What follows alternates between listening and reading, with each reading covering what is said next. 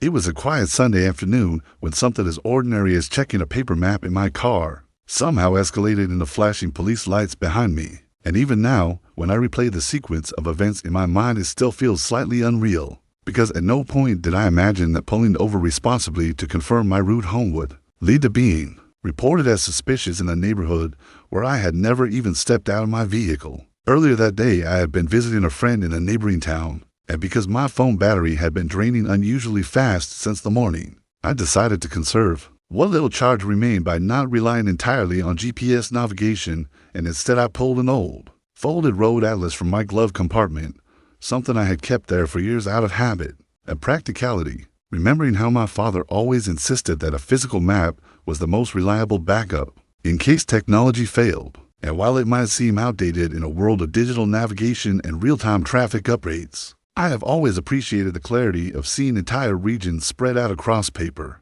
with highways and secondary roads printed in neat lines that feel tangible and permanent. On my way back home, after missing a turn because I had been distracted by a detour sign, I decided not to continue driving while uncertain of my direction, because I believe strongly in not using navigation devices while in motion if they require attention. And so I turned onto a quiet residential street lined with neatly trimmed lawns and almost identical two-story houses, parked legally along the curb, switched on my hazard lights to signal that I was temporarily stopped, and carefully unfolded the map across my steering wheel so I could match the street signs around me with the grid printed in front of me, tracing intersections slowly with my finger while ensuring I was oriented correctly. The neighborhood was calm and peaceful, with no visible traffic and only the faint sound of a lawnmower somewhere in the distance. And I felt no urgency beyond wanting to get back on track. But after a few moments, I sensed that I was being watched and looked up to see a woman standing on the porch of a house several doors down,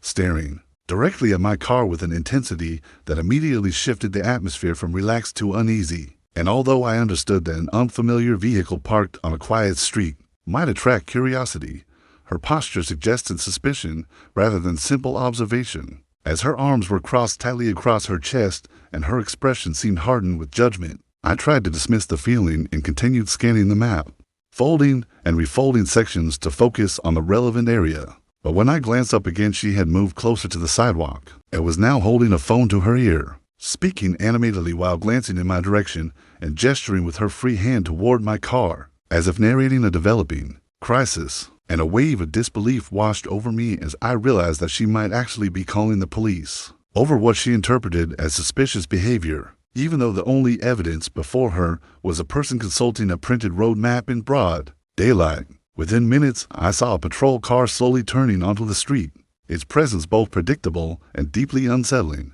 because regardless of innocence, there is always an instinctive tension that arises when law enforcement approaches. And as the cruiser came to a stop behind my vehicle with lights flashing briefly to signal attention rather than emergency, I carefully folded the map and placed it on the passenger seat in plain view before rolling down my window and resting my hands on the steering wheel to demonstrate calm cooperation. The officer approached with measured steps and greeted me politely, explaining that they had received a call about a vehicle parked in the neighborhood, with someone studying the area in a suspicious manner, which struck me as an ironic description of what was essentially basic navigation. And I responded evenly that I had pulled over because my phone battery was nearly dead and I was using a paper map to confirm my route home after missing a turn, adding that I preferred to stop completely rather than risk distracted driving. He leaned slightly to glance at the folded atlas on the passenger seat and then looked back at me with an expression that suddenly shifted from cautious to understanding,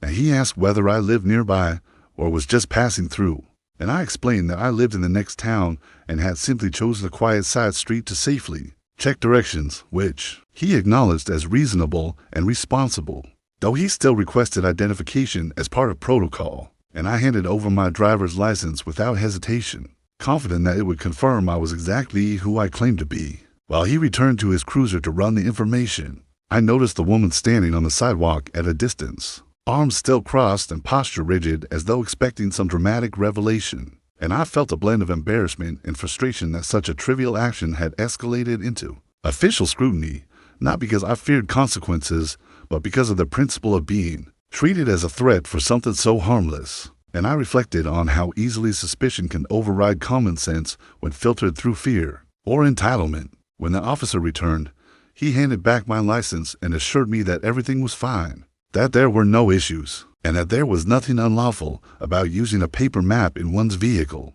delivering the final line with a faint, almost amused smile that suggested he understood the absurdity of the complaint. And before leaving, he walked over to speak with the woman, gesturing toward my car and mimicking unfolding a sheet of paper as if clarifying the harmless nature of the situation. And I watched her posture shift slightly from assertive to defensive as she appeared to justify her call by insisting she was merely protecting the neighborhood. After the patrol car drove away and the street settled back into quiet normalcy, I stepped out briefly to adjust my mirrors and gather myself, partly to release the tension that had built during those few minutes and partly to signal through visible calm that there was nothing clandestine about my presence. And the woman called out that she was only being cautious because you never know these days, to which I replied politely that while caution is understandable, assuming malicious intent from someone reading a map might not be the most constructive approach, though I refrained from escalating further because confrontation would have achieved nothing. As I drove away and rejoined the main road toward the highway,